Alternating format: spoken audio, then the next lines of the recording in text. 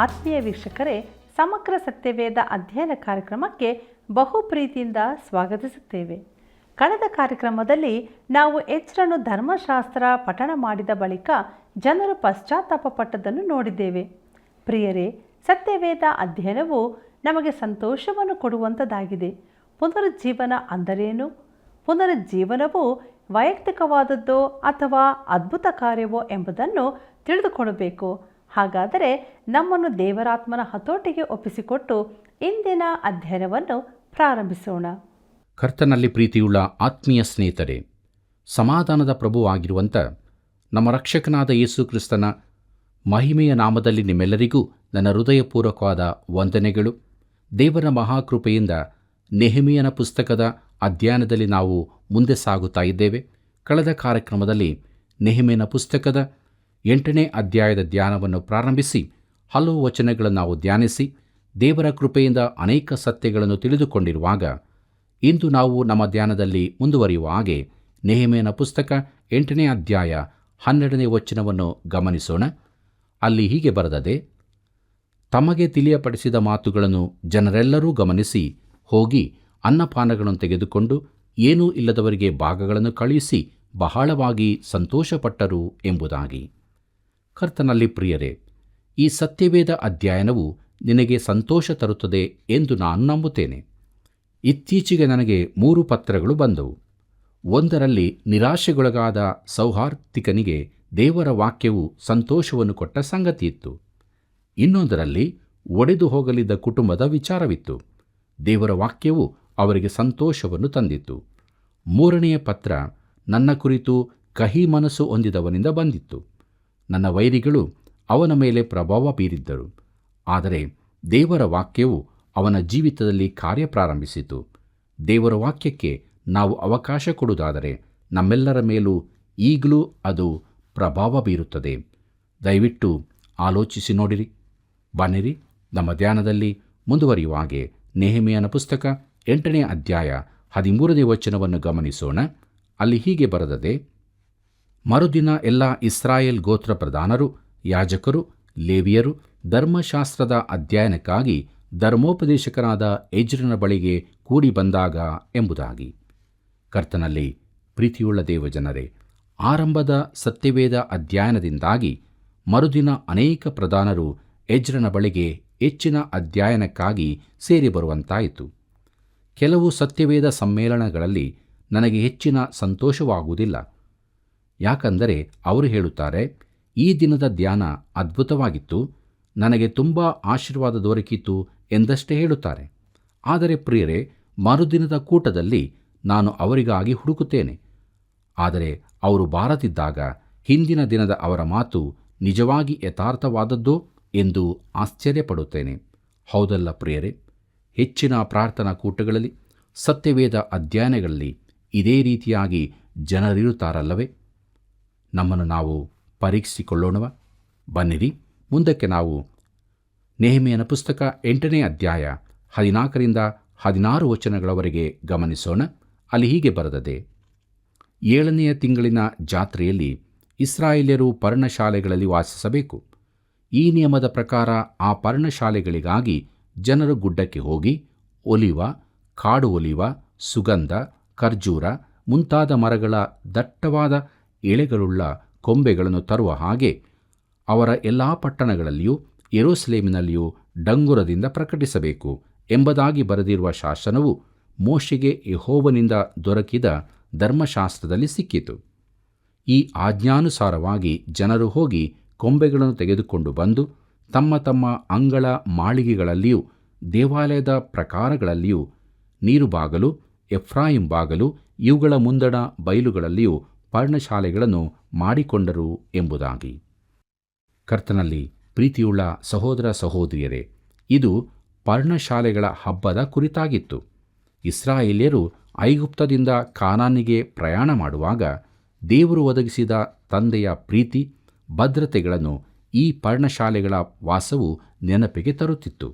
ಪ್ರಿಯರೇ, ನೆಹೆಮೀಯನ ದಿನಗಳಲ್ಲಿ ತಮಗೆ ಪಾರಾಯಣವಾಗಿ ಓದಲ್ಪಟ್ಟ ಧರ್ಮಶಾಸ್ತ್ರಕ್ಕೆ ಅವರು ವಿಧೇಯರಾಗಿರುತ್ತಾರೆ. ದೇವರ ವಾಕ್ಯವನ್ನು ಅವರು ಕೇಳಿದರು, ಅದರಲ್ಲಿ ಹೇಳಲ್ಪಟ್ಟಂತೆ ಮಾಡಿದರು. ಸತ್ಯವೇದವನ್ನು ಓದಿ ಅಧ್ಯಯನ ಮಾಡೋದು ಒಂದು ವಿಚಾರ. ಅದು ನಿನಗೆ ಕೊಡುವ ಸಂತೋಷವನ್ನು ಅನುಭವಿಸಿ ಅದಕ್ಕೆ ಪೂರ್ಣ ವಿಧೇಯನಾಗದಿದ್ದರೆ ಆ ಸಂತೋಷವೂ ಕೊನೆಗೊಳ್ಳುತ್ತದೆ. ಅದಕ್ಕೆ ನಿನ್ನಲ್ಲಿ ಅವಕಾಶ ಕೊಡು. ಪ್ರಿಯರೇ, ನಮ್ಮ ಜೀವಿತಗಳಲ್ಲಿ ಕೂಡ ಇದೇ ರೀತಿಯಾಗಿ ನಡೆಯುತ್ತದಲ್ಲವೇ? ದೇವರ ವಾಕ್ಯವನ್ನು ನಾವು ಕೇಳುವಾಗ, ಸಂದೇಶಗಳನ್ನು ಕೇಳುವಾಗ ನಾವು ಸಂತೋಷ ಪಡುತ್ತೇವೆ. ಆದರೆ ಮರುಕ್ಷಣ ನಮ್ಮ ಜೀವಿತದಲ್ಲಿ ನಾವು ಅದಕ್ಕೆ ವಿಧೇಯರಾಗುವುದಿಲ್ಲ.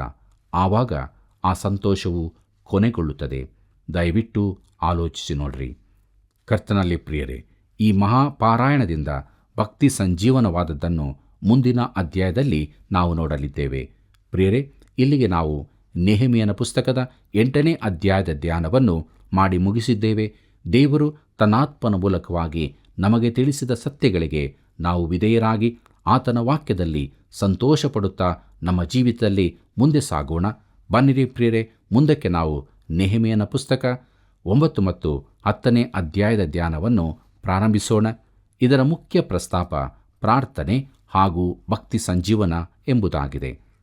ಕರ್ತನಲ್ಲಿ ಪ್ರಿಯರೇ, ಎಜ್ರನ ಪುಸ್ತಕದ ಧ್ಯಾನದ ಸಮಯದಲ್ಲಿ ನಾನು ಹೇಳಿದ್ದೆ, ಅನೇಕ ಪುಸ್ತಕಗಳಲ್ಲಿ 9ನೇ ಅಧ್ಯಾಯವು ವಿಶೇಷವಾದದ್ದಾಗಿರುತ್ತದೆ ಎಂದು.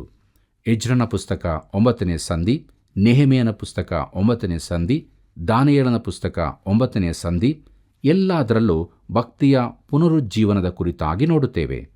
ಪ್ರಿಯರೇ, ಪುನರುಜ್ಜೀವನ ಅಂದರೆ ಏನು ಎಂಬುದನ್ನು ನಾವು ಸರಿಯಾಗಿ ತಿಳಿದುಕೊಳ್ಳೋಣ. ಈ ಪದದ ಅರ್ಥವನ್ನು ತುಂಬ ತಪ್ಪಾಗಿ ತಿಳಿದುಕೊಂಡಿದ್ದೇವೆ. ಅದರ ಅರ್ಥ ಜೀವಿತದ ಹಾಗೂ ಶಕ್ತಿಯ ಮರುಹುಟ್ಟು ಎಂಬುದಾಗಿದೆ. ಬೋಧ ಸ್ಥಿತಿಗೆ ಮರಳುವುದು ಎಂದು ಕೂಡ ಆಗುತ್ತದೆ. ಇದ್ದ ಜೀವವು ಮರೆಯಾಗಿ ಇಲ್ಲವೇ ಕ್ಷೀಣಗೊಂಡಿದ್ದು ಮರಣಕ್ಕೆ ಸನ್ನಿಹಿತವಾಗುತ್ತದೆ. ಯಾವ ಸತ್ವವೂ ಇರುವುದಿಲ್ಲ. ಆದರೆ ಬಳಿಕ ಅದು ಹೊಸತನವನ್ನು ಪಡೆದುಕೊಳ್ಳುತ್ತದೆ. ಈಗ ನಾವು ಇದನ್ನು ಚೆನ್ನಾಗಿ ಅರ್ಥ ಮಾಡಿಕೊಳ್ಳಬಹುದು ಅಲ್ಲವೇ? ಪ್ರಿಯರೇ, ಪೌಲನು ರೋಮಾಪುರದವರಿಗೆ ಬರೆದ ಪತ್ರಿಕೆ 14ನೇ ಅಧ್ಯಾಯ 9ನೇ ವಚನದಲ್ಲಿ ಕ್ರಿಸ್ತನ ಪುನರುತ್ಥಾನದ ಕುರಿತು ಹೀಗೆ ಮಾತನಾಡುತ್ತಾನೆ. ಬದುಕಿದರೂ ಸತ್ತರೂ ನಾವು ಕರ್ತನವರೇ, ಯಾಕೆಂದರೆ ಸತ್ತವರಿಗೂ ಜೀವಿಸುವವರಿಗೂ ಒಡೆಯನಾಗಿರಬೇಕೆಂತಲೇ ಕ್ರಿಸ್ತನು ಸತ್ತು ಜೀವಿತನಾದನು ಎಂಬುದಾಗಿ. ಪ್ರಿಯರೇ, ಇದು ಪುನರುಜ್ಜೀವನದ ಶಬ್ದದ ಒಳ್ಳೆಯ ಅರ್ಥವಾಗಿದೆ. ಪ್ರಿಯರೇ, ಈ ಪುನರುಜ್ಜೀವನವು ವಿಶ್ವಾಸಿಗಳಿಗೆ ಮಾತ್ರ ಸಂಬಂಧಪಟ್ಟದಾಗಿದೆ. ಬಲಹೀನ ಆತ್ಮಿಕ ಸ್ಥಿತಿಯಲ್ಲಿರುವ ವಿಶ್ವಾಸಿಯು ಪುನಃ ಶಕ್ತಿ ಬಲಗಳನ್ನು ಹೊಂದಿಕೊಳ್ಳುವುದು ಈ ಅಧ್ಯಾಯದಲ್ಲಿ ಪುನರುಜ್ಜೀವನ ಎಂಬ ಶಬ್ದವು ಈ ಅರ್ಥದಲ್ಲಿ ಉಪಯೋಗಿಸಲ್ಪಟ್ಟಿದೆ. ಆದರೂ ಕ್ರಿಸ್ತನ ಬಳಿಗೆ ಬರುವವರ ವಿಚಾರದಲ್ಲೂ ಈ ಶಬ್ದವು ವಿಶಾಲ ಅರ್ಥದಲ್ಲಿ ಉಪಯೋಗಿಸಲ್ಪಟ್ಟಿರುವುದನ್ನು ಕಾಣುತ್ತೇವೆ. ಇದು ಪರಸ್ಪರ ಆಧಾರಿತವಾದದ್ದಾಗಿದೆ. ದೇವಜನರು ಪುನರುಜ್ಜೀವನ ಹೊಂದದೆ ಆತ್ಮಗಳ ರಕ್ಷಣೆಯನ್ನು ಹೊಂದಿಕೊಳ್ಳುವುದಿಲ್ಲ. ಕರ್ತನಲ್ಲಿ ಪ್ರಿಯರೇ, ಈ ಅಧ್ಯಾಯದಲ್ಲಿ ಧರ್ಮಶಾಸ್ತ್ರ ಪಾರಾಯಣದ ಬಳಿಕ ಉಂಟಾದ ಪುನರುಜ್ಜೀವನದ ಕಾಲವನ್ನು ನೋಡುತ್ತೇವೆ. ಈ ಪಾರಾಯಣವು ಬಹುಶಃ ತುಂಬ ಸಮಯದವರೆಗೆ ನಡೆದಿರಬೇಕು. ನೀರುಬಾಗಿಲಿನ ಬಳಿಯ ಪೀಠದ ಮೇಲಿನಿಂದ ಎಜ್ರನು ಓದುತ್ತಿದ್ದನು. ಜನರು ದುಃಖಿಸುತ್ತಾ ಅಳುತ್ತಾ ಇದ್ದರು. ಆವರೆಗೆ ಅವರು ಶಾಸ್ತ್ರವನ್ನು ಕೇಳಿದ್ದರಿಂದ ಈಗ ಅದನ್ನು ಓದುವಾಗ ಭಾವಾವೇಶ ಹೊಂದಿದ್ದು ಸಹಜವೇ.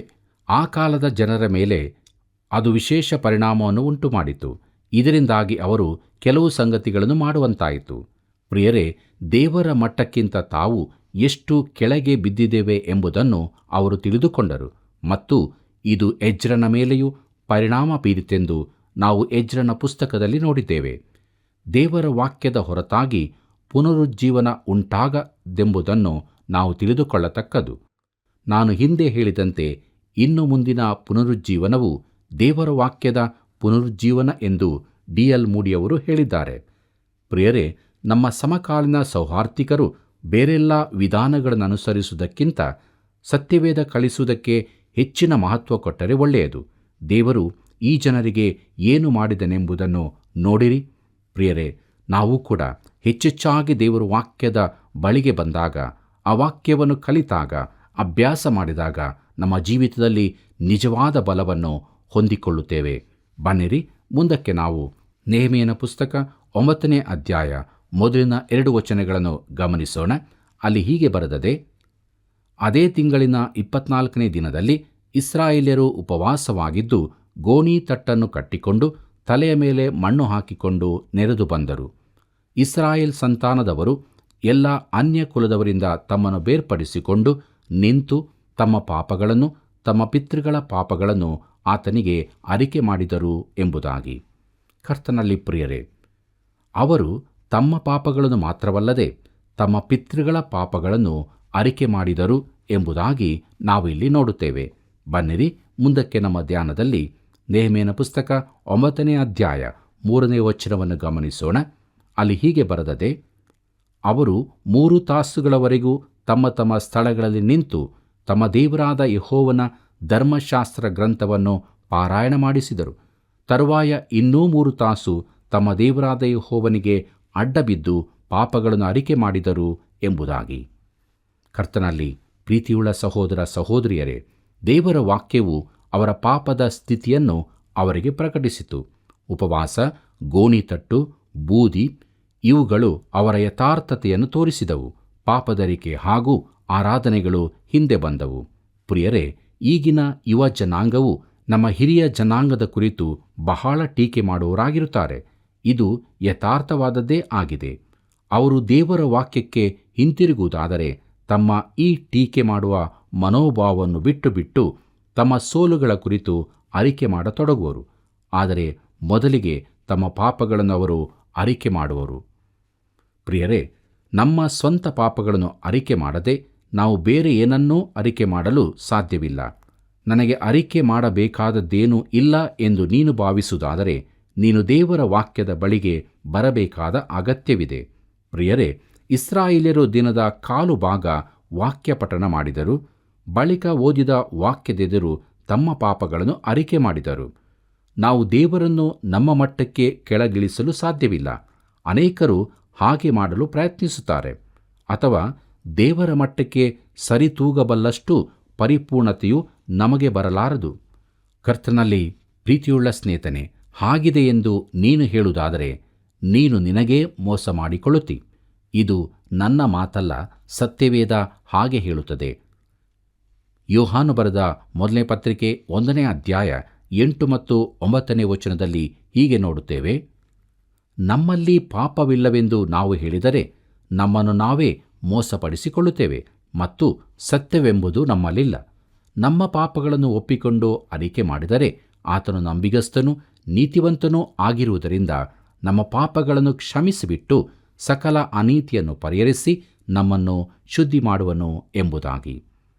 ಪ್ರೀತಿಯುಳ್ಳ ಆತ್ಮೀಯ ಸ್ನೇಹಿತನೇ, ನೀನು ಸತ್ಯವೇದವನ್ನು ಓದಿದರೆ ನೀನು ಪಾಪಿ ಎಂಬುದು ತಿಳಿಯುತ್ತದೆ. ಅದು ನಿನಗೆ ಮನವರಿಕೆಯಾದರೆ ನೀನು ನಿನ್ನ ಪಾಪವನ್ನು ಅರಿಕೆ ಮಾಡಲು ಇಚ್ಛಿಸುತ್ತಿ. ಆದರೆ ಪ್ರೀತಿಯುಳ್ಳ ಸಹೋದರ ಸಹೋದರಿಯರೇ, ಅನೇಕರ ಜೀವಿತಗಳು ಇನ್ನೂ ಪಾಪವನ್ನು ಅರಿಕೆ ಮಾಡದೆ ಆ ಪಾಪದಲ್ಲೇ ಜೀವಿಸುವಂಥದ್ದು ಆಗಿರುತ್ತದೆ. ಅವರು ವಾಕ್ಯವನ್ನು ಕೇಳುತ್ತಾರೆ, ವಾಕ್ಯವನ್ನು ಓದುತ್ತಾರೆ, ಆದರೆ ತಮ್ಮ ಪಾಪವನ್ನು ಅರಿಕೆ ಮಾಡಲಾರರು. ದಯವಿಟ್ಟು ಆಲೋಚಿಸಿ ನೋಡಿರಿ. ಪ್ರೀತಿಯುಳ್ಳ ದೇವಜನರೇ, ಅರಿಕೆ ಮಾಡುವುದೆಂದರೆ ನಮ್ಮ ಕ್ರಿಯೆಗಳನ್ನು ಸಮರ್ಥಿಸಿಕೊಳ್ಳುವ ಬದಲು ದೇವರ ವಾಕ್ಯ ಹೇಳಿದ್ದಕ್ಕೆ ಒಪ್ಪಿಕೊಳ್ಳುವುದೇ ಆಗಿದೆ. ಅದು ನಮ್ಮ ಕ್ರಿಯೆ ಯೋಜನೆಗಳ ನಿಜ ಸ್ಥಿತಿಯಾದ ಪಾಪವನ್ನು ಒಪ್ಪಿಕೊಳ್ಳುವುದು. ಹಾಗೆ ಮಾಡಿದರೆ ನಮ್ಮ ಪಾಪಗಳನ್ನು ಒಪ್ಪಿಕೊಂಡಂತಾಯಿತು ಮತ್ತು ದೇವರು ನಮ್ಮನ್ನು ಕ್ಷಮಿಸುವಷ್ಟು ನಂಬಿಗಸ್ತನೂ ನೀತಿವಂತನೂ ಆಗಿರುತ್ತಾನೆ. ಪ್ರೀತಿಯುಳ್ಳ ದೇವಜನರೇ, ಮೇಲುಪ್ಪರಿಗೆಯಲ್ಲಿ ಯೇಸು ತನ್ನ ಶಿಷ್ಯರ ಕಾಲುಗಳನ್ನು ತೊಳೆದನಲ್ಲ. ಈಗ ಆತನು ದೇವರ ಬಲಗಡೆಯಲ್ಲಿದ್ದುಕೊಂಡು ಅದನ್ನೇ ಮಾಡುವವನಾಗಿದ್ದಾನೆ. ಆತನು ನಮ್ಮನ್ನು ಶುದ್ಧೀಕರಿಸುತ್ತಾನೆ. ನಮ್ಮ ಸುತ್ತಲಿನ ಪರಿಸ್ಥಿತಿಗಳಲ್ಲಿರುವ ಪಾಪಗಳಿಂದ ನಾವು ತಪ್ಪಿಸಿಕೊಂಡು ಓಡಿ ಹೋಗಲು ಸಾಧ್ಯವಿಲ್ಲ. ನಮ್ಮ ಮನಸ್ಸು, ಯೋಚನೆ, ಕೈಕಾಲುಗಳಿಗೆ ಕೊಳೆಯಾಗುವ ಸಾಧ್ಯತೆ ಇದೆ. ಆದ್ದರಿಂದ ನಾವು ದೇವರ ಬಳಿಗೆ ಹೋಗಿ ಅರಿಕೆ ಮಾಡುತ್ತೇವೆ. ಪಸ್ಕಾ ಹಬ್ಬದ ಊಟದ ಸಮಯದಲ್ಲಿ ಯೇಸು ಎದ್ದು ತನ್ನ ಶಿಷ್ಯರ ಕಾಲುಗಳನ್ನು ತೊಳೆಯಲು ಆರಂಭಿಸಿದನು. ಪೇತ್ರನು ಆತನಿಗೆ, ನೀನು ನನ್ನ ಕಾಲುಗಳನ್ನು ತೊಳೆಯಬಾರದು ಎಂದನು. ಆಗ ಯೇಸು ಅವನಿಗೆ, ನಾನು ನಿನ್ನನ್ನು ತೊಳೆಯದಿದ್ದರೆ ನಿನಗೆ ನನ್ನಲ್ಲಿ ಪಾಲಿಲ್ಲ ಎಂದನು. ಯೋಹಾನ ಬರೆದ ಸುವಾರ್ತೆ 13ನೇ ಅಧ್ಯಾಯ 8ನೇ ವಚನದಲ್ಲಿ ಇದನ್ನು ನಾವು ನೋಡುತ್ತೇವೆ. ಪ್ರಿಯರೇ, ದೇವರ ವಾಕ್ಯದ ಬೆಳಕಿನಲ್ಲಿ ನಡೆಯದ ಅನೇಕರು ದೇವರ ಸೇವೆ ಮಾಡಲು ಈ ದಿವಸಗಳಲ್ಲಿ ಯತ್ನಿಸುತ್ತಾರೆ. ಯೋಹಾನ ಬರೆದ ಮೊದಲನೇ ಪತ್ರಿಕೆ 1ನೇ ಅಧ್ಯಾಯ 6 ಮತ್ತು 7ನೇ ವಚನ ಹೀಗೆ ಹೇಳುತ್ತದೆ, ನಾವು ದೇವರ ಸಂಗಡ ಅನ್ಯೋನ್ಯತೆ ಉಳ್ಳವರಾಗಿದ್ದೇವೆಂದು ಹೇಳಿ ಕತ್ತಲೆಯಲ್ಲಿ ನಡೆದರೆ ಸುಳ್ಳಾಡುವವರಾಗಿದ್ದೇವೆ, ಸತ್ಯವನ್ನು ಅನುಸರಿಸುವವರಲ್ಲ. ಆದರೆ ಆತನು ಬೆಳಕಿನಲ್ಲಿರುವಂತೆಯೇ ನಾವು ಬೆಳಕಿನಲ್ಲಿ ನಡೆದರೆ ನಾವು ಒಬ್ಬರ ಸಂಗಡಲೊಬ್ಬರು ಅನ್ಯೋನ್ಯತೆಯಲ್ಲಿದ್ದೇವೆ ಮತ್ತು ಆತನ ಮಗನಾದ ಯೇಸುವಿನ ರಕ್ತವು ಸಕಲ ಪಾಪಗಳನ್ನು ನಿವಾರಣೆ ಮಾಡಿ ನಮ್ಮನ್ನು ಶುದ್ಧಿ ಮಾಡುತ್ತದೆ ಎಂಬುದಾಗಿ. ಪ್ರೀತಿಯುಳ್ಳ ಸಹೋದರ ಸಹೋದರಿಯರೇ, ನಾವು ಹೇಗೆ ನಡೆಯುತ್ತೇವೆಂಬುದು ಮುಖ್ಯವಲ್ಲ, ಆದರೆ ಎಲ್ಲಿ ನಡೆಯುತ್ತೇವೆಂಬುದು ಮುಖ್ಯವಾಗಿದೆ. ದೇವರ ವಾಕ್ಯದ ಬೆಳಕಿನಲ್ಲಿ ನಾವು ನಡೆಯುವಾಗ ನಾವು ಆತನ ಮಹಿಮೆಗೆ ಕಡಿಮೆಯವರಾಗಿದ್ದೇವೆಂಬುದನ್ನು ತಿಳಿಯುತ್ತೇವೆ. ಆಗ ನಾವು ಆತನ ಬಳಿಗೆ ಬಂದು ಅರಿಕೆ ಮಾಡುತ್ತೇವೆ. ಹಾಗೆ ಬರದಿದ್ದರೆ ಆತನು ಹೇಳುತ್ತಾನೆ, ನಾನು ನಿನ್ನನ್ನು ತೊಳೆದಿದ್ದರೆ ನಿನಗೆ ನನ್ನಲ್ಲಿ ಪಾಲಿಲ್ಲ ಎಂಬುದಾಗಿ. ಅಂದರೆ ನಮಗೆ ಆತನೊಂದಿಗೆ ಅನ್ಯೋನ್ಯತೆ ಇರುವುದಿಲ್ಲ. ಆದ್ದರಿಂದಲೇ ಇಸ್ರಾಯೇಲ್ಯರು ದಿನದ ಕಾಲು ಭಾಗ ಸತ್ಯವೇದ ಪಾರಾಯಣದಲ್ಲಿ ತೊಡಗಿದ್ದರೂ ಉಳಿದ ಕಾಲು ಭಾಗ ತಮ್ಮ ಪಾಪಗಳನ್ನು ಅರಿಕೆ ಮಾಡುವುದರಲ್ಲಿ ಕಳೆದರು.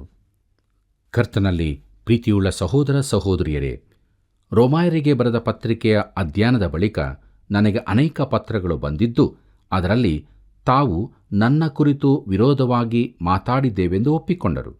ಒಬ್ಬನು ತಾನು ನನ್ನನ್ನು ಹಗೆ ಮಾಡುತ್ತಿದ್ದಾನೆಂದು ಬರೆದಿದ್ದನು. ನಾವು ಯಾರಿಗೆ ವಿರೋಧವಾಗಿ ಪಾಪ ಮಾಡಿದ್ದೇವೋ ಅವರ ಸಂಗಡ ಸರಿಪಡಿಸಿಕೊಳ್ಳುವುದು ಅಗತ್ಯವಾದದ್ದಾದರೂ ಈ ಜನರು ತಮ್ಮ ತಪ್ಪುಗಳನ್ನು ನನಗೆ ಅರಿಕೆ ಮಾಡಬೇಕಾಗಿರಲಿಲ್ಲ. ಪ್ರಿಯರೇ, ದೇವರ ವಾಕ್ಯವು ಈ ಜನರ ಮೇಲೆ ಪ್ರಭಾವ ಬೀರಿತು ಎಂಬುದು ಪ್ರಮುಖ ಅಂಶವಾಗಿದೆ.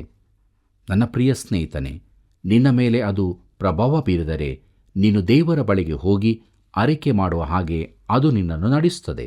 ಪುನರುಜ್ಜೀವನಕ್ಕೆ ಇದೊಂದೇ ಮಾರ್ಗ, ಬೇರೆ ಯಾವ ಮಾರ್ಗವೂ ಇರುವುದಿಲ್ಲ. ಪ್ರೀತಿಯುಳ್ಳ ಸಹೋದರ ಸಹೋದರಿಯರೇ, ನಮ್ಮ ಜೀವಿತಗಳು ಹಾಗಿದೆ. ನಾವು ನಮ್ಮ ಪಾಪಗಳನ್ನು ಅರಿಕೆ ಮಾಡಿದ್ದೇವೆಯೋ ಅಥವಾ ಇನ್ನೂ ಆ ಪಾಪದಲ್ಲಿ ನಮ್ಮ ಜೀವಿತದಲ್ಲಿ ಮುಂದೆ ಸಾಗುತ್ತಾ ಇದ್ದೇವೆಯೋ? ದೇವರ ವಾಕ್ಯವು ನಮಗೆ ನಿಜವಾದ ಪಾಪ ಬೋಧವನ್ನು ಉಂಟು ಮಾಡುತ್ತದೆ. ಪ್ರೀತಿಯುಳ್ಳ ಸಹೋದರ ಸಹೋದರಿಯರೇ, ಪಾಪಗಳನ್ನು ಅರಿಕೆ ಮಾಡಿದ ಬಳಿಕ ಈ ಜನರು, ಅಂದರೆ ಇಸ್ರಾಯೇಲ್ಯರು, ತಾವು ಮಾಡಿದ ತಪ್ಪುಗಳನ್ನು ಸರಿಪಡಿಸಿಕೊಂಡರು.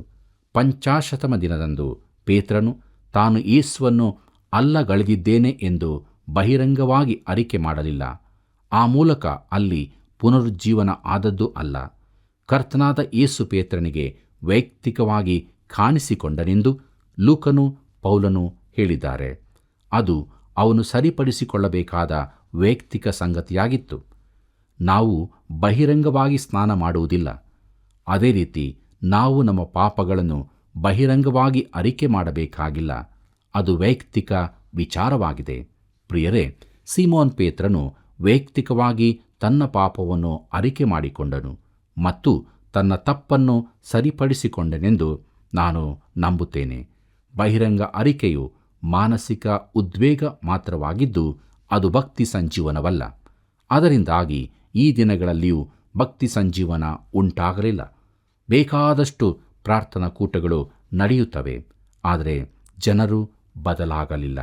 ಪ್ರಿಯರೇ, ನಾವು ನಮ್ಮನ್ನು ಬೇರೆಯವರಿಂದ ತಪ್ಪಿಸಿಕೊಳ್ಳಲು ಸಾಧ್ಯವಿಲ್ಲವೆಂಬುದನ್ನು ತಿಳಿದುಕೊಳ್ಳಬೇಕು. ನೆಹೆಮೀಯನ ಮಾತುಗಳನ್ನು ಗಮನಿಸಿರಿ. ಅವನು ಎದ್ದು ನಿಂತಾಗ ತಮ್ಮ ಪಾಪಗಳನ್ನು ಅವರು ಅರಿಕೆ ಮಾಡಿದರು. ನಾವು ಪಾಪ ಮಾಡಿದ್ದೇವೆ ಎಂಬುದಾಗಿ ಒಪ್ಪಿಕೊಂಡರು. ಇದು ಆ ರೀತಿಯ ಪರಿಪೂರ್ಣ ಪಾಪದರಿಕೆಯಾಗಿತ್ತು ಎಂಬುದನ್ನು ನಾವು ಗಮನಿಸತಕ್ಕದ್ದು. ಪ್ರೀತಿಯುಳ್ಳ ದೇವಜನರೇ, ಪುನರುಜ್ಜೀವನವು ವೈಯಕ್ತಿಕವಾಗಿ ಪ್ರಾರಂಭಗೊಳ್ಳುತ್ತದೆ. ಚಾರ್ಲ್ಸ್ ಫಿನಿ ಅವರು ಹುಚ್ಚತನ ಪ್ರದರ್ಶಿಸಿದರೆಂದು ನೆನೆಸಿದವರಿದ್ದಾರೆ. ನಾನು ಒಂದೊಮ್ಮೆ ಹಾಗೆಯೇ ನೆನೆಸಿದ್ದೆ. ಆದರೆ ಅವರ ಬರಹಗಳನ್ನು ಓದಿದ ಬಳಿಕ ನಾನು ನನ್ನ ಮನಸ್ಸನ್ನು ಬದಲಾಯಿಸಿದೆ. ಪುನರುಜ್ಜೀವನವು ಒಂದು ಅದ್ಭುತ ಕಾರ್ಯವಲ್ಲ, ಆದರೆ ಪುನರುಜ್ಜೀವನದ ಅರ್ಥಗಳು ಪೂರೈಸಲ್ಪಡಬೇಕು ಎಂದು ಅವರು ಹೇಳಿದ್ದಾರೆ. ಪ್ರಿಯರೇ, ನಾವು ಒಂದು ವೃತ್ತವನ್ನೆಳೆದು ಆ ವೃತ್ತದೊಳಗೆ ಕೂತುಕೊಂಡು, ಕರ್ತನೆ, ಈ ವೃತ್ತದಲ್ಲಿ ಒಂದು ಪುನರುಜ್ಜೀವನವನ್ನು ಪ್ರಾರಂಭಿಸು ಎಂದು ಹೇಳಬೇಕು. ಏಲಿಯನು ಏಕಾಂಗಿಯಾಗಿ ಪುನರುಜ್ಜೀವನವನ್ನುಂಟು ಮಾಡಿದವನು. ಪುನರುಜ್ಜೀವನದ ಶರ್ತಗಳನ್ನು ಪಾಲಿಸಿದ ಬೇರೆ ಅನೇಕರು ಇದ್ದಾರೆ. ಪ್ರಿಯರೇ, ನಮ್ಮ ಬಗ್ಗೆ ಏನು? ನಮ್ಮ ಜೀವಿತದಲ್ಲಿ ನಾವು ಪುನರುಜ್ಜೀವನವನ್ನು ಹೊಂದಿಕೊಂಡಿದ್ದೇವೆಯೋ? ಅದಕ್ಕಾಗಿ ಪ್ರಯತ್ನಿಸುತ್ತಾ ಇದ್ದೇವೆಯೋ? ದೇವರ ವಾಕ್ಯ ನಮ್ಮ ಸಂಗಡ ಮಾತನಾಡಿದೆಯಲ್ಲವೇ? ದೇವರ ವಾಕ್ಯಕ್ಕೆ ವಿಧೇಯರಾಗೋಣ ಪ್ರಿಯರೇ. ನಮ್ಮ ಜೀವಿತ ಪುನರುಜ್ಜೀವನ ಹೊಂದಿದರೆ ಮಾತ್ರ ದೇವರ ರಾಜ್ಯಕ್ಕೆ ಬಾಧ್ಯಸ್ಥವಾಗುತ್ತದೆ. ಇಲ್ಲದಿದ್ದರೆ ನಾವು ದೇವರ ದಂಡನೆಗೆ ಒಳಗಾಗುತ್ತೇವೆ. ಹಾಗಾಗಬಾರದೆಂದು ಕೃಪಾಪೂರ್ಣನಾದ ದೇವರು ಈ ಕೃಪಾ ಸಮಯದಲ್ಲಿ ತನ್ನ ವಾಕ್ಯದ ಮೂಲಕ ನಮ್ಮ ಸಂಗಡ ಮಾತನಾಡಿದಾಗ ನಮ್ಮ ಜೀವಿತವನ್ನು ಆತನಿಗೆ ಒಪ್ಪಿಸಿಕೊಡೋಣ. ನಮ್ಮ ಪಾಪಗಳನ್ನು ಒಪ್ಪಿಕೊಳ್ಳೋಣ. ವೈಯಕ್ತಿಕವಾಗಿ ಆತನೊಂದಿಗೆ ಅರಿಕೆ ಮಾಡೋಣ. ನಿಜವಾದ ದೈವಿಕ ಸಮಾಧಾನವನ್ನು, ಸಂತೋಷವನ್ನು ಹೊಂದಿಕೊಂಡವರಾಗಿ ಆತನಿಗೋಸ್ಕರ ನಮ್ಮ ಜೀವಿತದಲ್ಲಿ ನಾವು ಜೀವಿಸೋಣ. ಹೀಗಾಗುವಂತೆ ದೇವರು ತಾನು ನಮಗೆ ಸಹಾಯ ಮಾಡಲಿ. ಕರ್ತನ ಕೃಪೆಯು ಸದಾ ನಿಮ್ಮ ಸಂಗಡ ಇರಲಿ.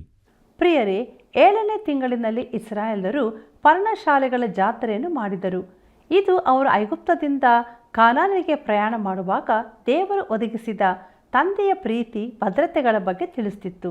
ದೇವರ ವಾಕ್ಯವನ್ನು ಅಧ್ಯಯನ ಮಾಡಿ ಸಂತೋಷವನ್ನು ಅನುಭವಿಸಿ ಅದಕ್ಕೆ ವಿಧೇಯರಾಗದಿದ್ದರೆ ಆ ಸಂತೋಷವು ಕೊನೆಗೊಳ್ಳುತ್ತದೆ. ಪುನರುಜ್ಜೀವನವು ಅದ್ಭುತ ಕಾರ್ಯವಲ್ಲ, ಜೀವಿತದ ಹಾಗೂ ಶಕ್ತಿಯ ಮರುಹುಟ್ಟು. ಆದುದರಿಂದ ನಾವು ಆತ್ಮಿಕವಾಗಿ ತಿರುಗಿ ಹುಟ್ಟಿದಾಗ ಆತ್ಮದಲ್ಲಿ ಬಲ ಹೊಂದುತ್ತೇವೆ ಹಾಗೂ ನಿತ್ಯ ಜೀವದ ನಿರೀಕ್ಷೆ ಜೀವಿತ ನಮ್ಮದಾಗುತ್ತದೆ. ಪ್ರಾರ್ಥನೆಯನ್ನು ಮಾಡೋಣ. ಪರಲೋಕ ಭೂಲೋಕಗಳನ್ನು ಸೃಷ್ಟಿ ಮಾಡಿದಂಥ ನಮ್ಮ ಪ್ರೀತಿಯುಳ್ಳ ನಮ್ಮ ತಂದೆಯಾದ ದೇವರೇ, ಒಳ್ಳೆಯ ಸಮಯವನ್ನು ನಮಗೆ ಅನುಗ್ರಹಿಸಿಕೊಟ್ಟಿದ್ದಿ. ಇದುವರೆಗೂ ನಾವು ದೇವರ ವಾಕ್ಯವನ್ನು ಕೇಳಿದ್ದೇವೆ, ಆಲಿಸಿದ್ದೇವೆ, ವೀಕ್ಷಿಸಿದ್ದೇವೆ. ಈ ಕಾರ್ಯಕ್ರಮವನ್ನು ವೀಕ್ಷಿಸುವಂಥ ಪ್ರತಿಯೊಬ್ಬೊಬ್ಬರನ್ನು ಆಶೀರ್ವದಿಸು. ಪ್ರತ್ಯೇಕವಾಗಿ ನಮ್ಮ ಭಾರತ ದೇಶಕ್ಕಾಗಿ ನಾವು ನಿನಗೆ ಸ್ತೋತ್ರ ಮಾಡ್ತೇವೆ ಕರ್ತನೆ. ನಮ್ಮ ದೇಶದ ಹೆಸರು ಸತ್ಯವೇದದಲ್ಲಿ ಬರೆದಿರುವುದಕ್ಕಾಗಿ ನಾವು ನಿನಗೆ ಸ್ತೋತ್ರ ಮಾಡ್ತೇವೆ. ಪ್ರಿಯ ಕರ್ತನೆ, ನಮ್ಮ ಭಾರತ ದೇಶವನ್ನು ಆಶೀರ್ವದಿಸು. ನಮ್ಮ ದೇಶವನ್ನು ಆಳುವಂಥ ಎಲ್ಲ ನಾಯಕರುಗಳನ್ನು ಪ್ರತ್ಯೇಕವಾದ ರೀತಿಯಲ್ಲಿ ನೀನು ಆಶೀರ್ವದಿಸು, ಬಲಪಡಿಸು. ಅವ್ರಿಗೆ ಬೇಕಾದಂಥ ಜ್ಞಾನ, ಬುದ್ಧಿ ಎಲ್ಲವನ್ನು ಅನುಗ್ರಹಿಸಿ ಸರಿಯಾದ ಒಂದು ನ್ಯಾಯ ತೀರ್ಪನ್ನು ಕೊಟ್ಟು ಈ ದೇಶವನ್ನು ನಡೆಸುವಂತೆ ನಿನ್ನ ಕೃಪೆಯನ್ನು ಅನುಗ್ರಹಿಸಿಕೊಡಬೇಕೆಂದು ಬೇಡುತ್ತೇವೆ. ನಮ್ಮ ದೇಶವನ್ನು ನಿನ್ನ ಕೈಗಳಿಗೆ ಒಪ್ಪಿಸಿಕೊಟ್ಟು ನೆಹೆಮೀಯನು ಯಾವ ರೀತಿಯಲ್ಲಿ ನಿನ್ನ ಮಾರ್ಗದಲ್ಲಿ ನಡೆದನೋ ಆ ರೀತಿಯಲ್ಲಿ ನಾವೆಲ್ಲರೂ ನಡೆಯುವಂತೆ ಕೃಪೆ ತೋರಿಸಬೇಕೆಂದು ಯೇಸು ಕ್ರಿಸ್ತನ ಪರಿಶುದ್ಧ ನಾಮದಲ್ಲಿ ಸ್ತೋತ್ರ ಮಾಡಿ ಬೇಡಿ ಹೊಂದಿದ್ದೇವೆ ತಂದೆಯೇ, ಆಮೇನ್. ಪ್ರಿಯರೇ, ದೇವರ ವಾಕ್ಯ ಅಧ್ಯಯನದ ಮೂಲಕ ಪುನರುಜ್ಜೀವನದ ಅನುಭವ ನಿಮಗಾಗಿದೆಯೋ? ಆಗಿರುವುದಾದರೆ ಹಿಂದೆ ಕರೆ ಮಾಡಿರಿ. ನೀವು ಒಟ್ಟಾಗಿ ಇತರರನ್ನು ಈ ಅನುಭವಕ್ಕೆ ಕರೆತರೋಣ. ಮತ್ತೆ ಭೇಟಿಯಾಗೋಣ. ವಂದನೆಗಳು.